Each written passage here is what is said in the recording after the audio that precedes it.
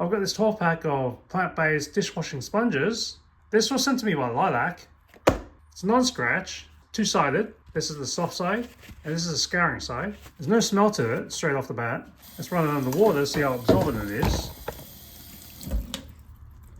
Now once I squeeze it, let's see how much water we've been holding. It's a decent amount. It's quick to dry. So let's load up the sponge with some soap. Grab it with some water. And clean our dishes.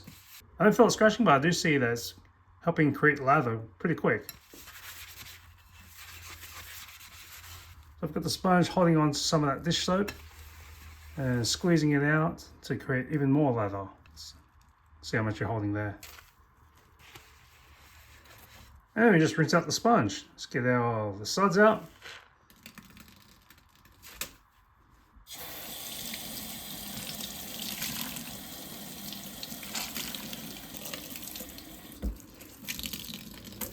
And just set it off to dry.